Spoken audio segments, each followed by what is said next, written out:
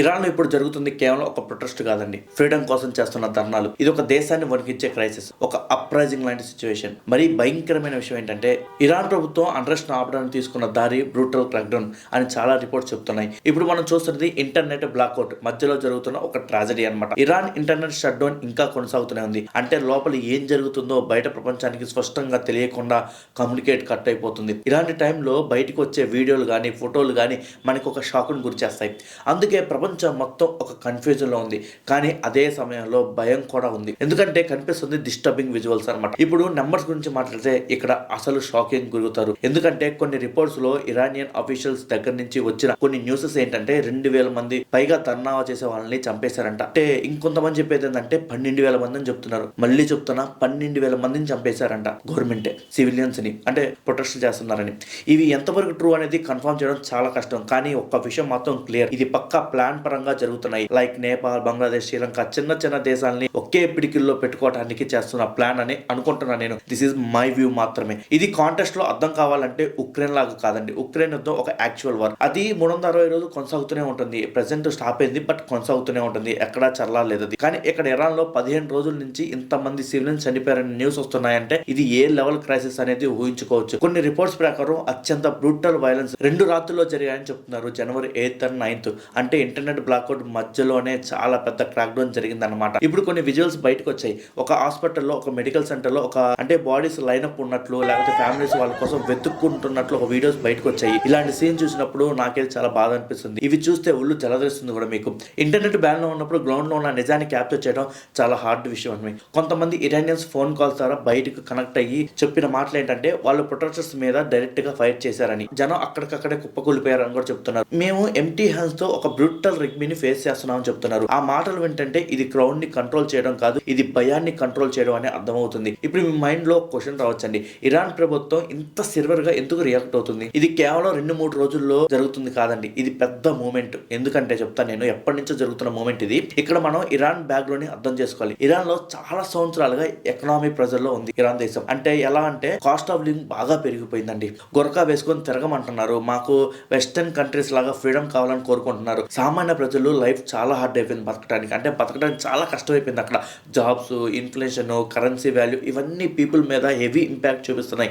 ఇలాంటి టైంలో ప్రజలకి ఫ్రస్ట్రేషన్ చాలా డేంజరస్ లెవెల్ కి చేరుతుంది. ఇంకోవైపు ఇరాన్ గవర్నెన్స్ స్ట్రక్చర్ చాలా స్ట్రిక్ట్ అండి. ఇక్కడ డీసెంట్ ప్రొటెస్టులు, క్రిటిసిజం ఇవన్నీ ఎక్స్ట్రీమ్లీ సెన్సిటివ్ అండి. అంటే ఇక్కడ గవర్నమెంట్ క్వశ్చన్ చేయాలి అంటే ఆలోచించి మాట్లాడాలి. ఇండియాలో లాగా ఎలా పడితే అలా మోడీని కానీ గవర్నమెంట్ కానీ క్వశ్చన్ చేయడం కుదరదు. అసలు పిఎం ని మనం క్వశ్చన్ చేసే అర్హత కూడా ఉండదు అక్కడ ఇరాన్ లో. అందుకనే అలాంటి వ్యవస్థ మాకొద్దు అంటున్నారు. ఎందుకంటే గవర్నమెంట్ మైండ్ సెట్ లో once it's spread it's became a revolution అన్న భయం ఉంటుంది. కాబట్టి ఇక్కడ గవర్నమెంట్ ఒక క్యాలిక్యులేషన్ చేస్తుంది, దీన్ని మొదట్లోనే క్రష్ చేయాలి లేకపోతే అన్కంట్రోలబుల్ అవుతుందని. అందుకే క్రాక్ డౌన్. ఇప్పుడు ఇంటర్నెట్ బ్లాక్అవుట్ ఎందుకు? ఇది కూడా ఒక స్ట్రాటజీ అండి. ఇది ఒక ఇన్ఫర్మేషన్ వార్ఫేర్. ప్రజల్ని ఫిజికల్ గా కంట్రోల్ చేయడం ఒక సైడ్ అయితే, ప్రపంచానికి ఎవిడెన్స్ రాకుండా కంట్రోల్ చేయడం మరో సైడ్. అంటే ప్రపంచానికి ఏమి తెలియకపోవడం. ఒకవేళ ఇంటర్నెట్ ఓపెన్ గా ఉంటే ప్రపంచం చూస్తుంది కదా, ఎవిడెన్స్ కనబడుతుంది కదా, ప్రెజర్ పెరుగుతుంది ఇరాన్ గవర్నమెంట్ మీద. శాంక్షన్స్, డిప్లొమాటిక్ యాక్షన్స్ జరుగుతాయి, ఇంటర్నేషనల్ అవుట్రేజ్ ఇవన్నీ బిల్డ్ అవుతా ఉంటాయి. అందుకే ఇంటర్నెట్ బ్లాక్అవుట్ అంటే ఏంటో తెలుసా మీకు? ఇంటర్నెట్ బ్లాక్అవుట్ అంటే ఒక బ్లాక్అవుట్ కాదండి, ఇది నిజాన్ని దాచే ఒక కట్టెం లాంటిది. ఇప్పుడు ఇక్కడ యుఎస్ యాంగిల్ ఎంటర్ అవుతా ఉంది. US president Donald Trump Iran గురించి ఓపెన్ గా మాట్లాడుతున్నట్లు రిపోర్ట్లు వచ్చాయి. Help is on the way అన్న టైప్ స్టేట్మెంట్స్ ప్రొటెస్టర్స్ కి మోరల్ సపోర్ట్ లాంటి మెసేజ్ డొనాల్డ్ ట్రంప్ ఇస్తున్నాడు. ఇక్కడ ఒక సెన్సిటివ్ పాయింట్ ఉందండి. ఒక దేశంలో ఇంటర్నల్ ప్రొటెస్ట్ జరుగుతున్నప్పుడు బయట దేశం లీడరు కీప్ ప్రొటెస్టింగ్ అన్నట్లు మాట్లాడితే దేనికి దారితీస్తుందని చెప్పండి? ఇది ఒక రిగ్మికి ఇది ఒక సిగ్నల్ అవుతుంది. వాళ్ళు ఏమంటారు? బయటకు వచ్చి చెప్తారు ఎలానే, ఇది ప్యూర్లీ డెమోక్రటిక్ అన్రెస్ట్ కాదు, ఫారెన్ ఇంటర్ఫిరెన్స్ ఉంది అని. ఈ ప్రొటెస్టుల్లో ఇరాన్ ఫారెన్ గవర్నమెంట్ కూడా ఇలానే నేరేటివ్ పుష్ చేస్తున్నట్టు రిపోర్ట్స్ కూడా ఉన్నాయి. బయట గవర్నమెంట్లు చేస్తున్నాయి మా గవర్నమెంట్ పడగొట్టడానికని. అంటే వాళ్ళ ధర్నాలు ఏమంటారో తెలుసా? ప్లాన్ ఫ్రమ్ అబౌట్ అని చెప్తుంటారు. ఇది ప్రాపగండా కావచ్చండి, కానీ రిగ్మీకి అది ఉపయోగపడుతుంది. ఎందుకంటే క్రాక్ డౌన్ జస్టిఫై చేయడానికి ఒక స్టోరీ కావాలి కదా. ఒకవేళ యుఎస్ వచ్చి నిజంగానే యుద్ధం చేస్తే, ఇరాన్ మీద ఎయిర్ స్ట్రైక్స్ చేస్తే, సైబర్ అటాక్స్ చేస్తే, internet support, diplomatic pressure Iran పై యుఎస్ తీసుకురావచ్చు కదా. ఈ రిపోర్టర్స్ నుంచి వినిపించే వార్డ్స్ మాత్రమే. కానీ రియాలిటీలో యుఎస్ డిసిజన్ చాలా రిస్కీగా ఉంటుంది. ఉంటుంది. ఎందుకంటే యుఎస్ అటాక్ చేస్తే ఇరాన్ రిటాలియేషన్ చేయొచ్చు, అంటే తిరిగి అటాక్ చేయొచ్చు. యుఎస్ బేసెస్ మీద, అంటే ఇరాన్ చుట్టూ ఉన్న యుఎస్ బేసెస్ మీద, మిడిల్ ఈస్ట్ లో ఉన్న ఆలిస్ మీద, ఇజ్రాయెల్ మీద కూడా, అంటే ఇజ్రాయెల్ యుఎస్ కి కొంచెం సపోర్ట్ కదా, వాటి మీద కూడా ఇరాన్ తిరగబడచ్చు. అందుకే ఖత్తర్ లాంటి కంట్రీస్ వార్ ఎస్కలేషన్ కి భయపడతాయి. మరి ట్రంప్ నిజంగా స్ట్రైక్ చేస్తాడా? ఇది చెప్పడం కష్టం అండి. ట్రంప్ అన్ప్రెడిక్టబుల్, మీ అందరికీ తెలుసు. ఆయన ప్రపంచానికి తెలిసినంత సున్నితమైన మనిషి కాదు, అంత మంచివాడైతే కూడా కాదు. కానీ స్ట్రాటజిక్ రిస్క్ కూడా హ్యూజ్ ఉంటుంది, ఆయన తీసుకోగలడు కూడా.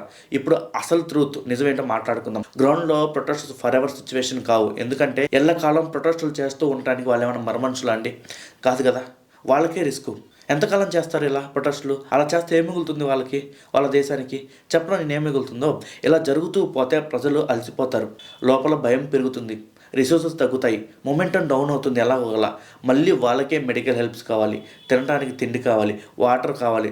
సో వాళ్ళకి బతకడానికి వే కావాలి. వాళ్ళ దేశాన్ని ఒక బ్లాక్ లిస్ట్లో పెడతారు, వీసా ర్యాంకింగ్ తగ్గిపోతుంది, వాళ్ళ కరెన్సీ వాల్యూ తగ్గిపోతుంది. సో వాళ్ళకే డేంజర్. ఇది ఒక మార్గం కాదు. సరే మనం పోరాడాలి గవర్నమెంట్ మీద, కానీ చేసుకుంటూ పోతే ఇది కూడా ఒక మార్గం కాదు. ఇది హిస్టరీలో చాలా చోట జరిగింది. ఇలా జరిగినా యుఎస్కి ఇష్టమే, ఇలా జరగాలనే యుఎస్ చేస్తుంది. కాబట్టి యుఎస్ డిసైడ్ చేయాల్సింది కాదు, ఏం జరుగుతుందో చూద్దాం. ఇది యాక్ట్ నో లేక వెయిట్ నో అనే సిచ్యువేషన్.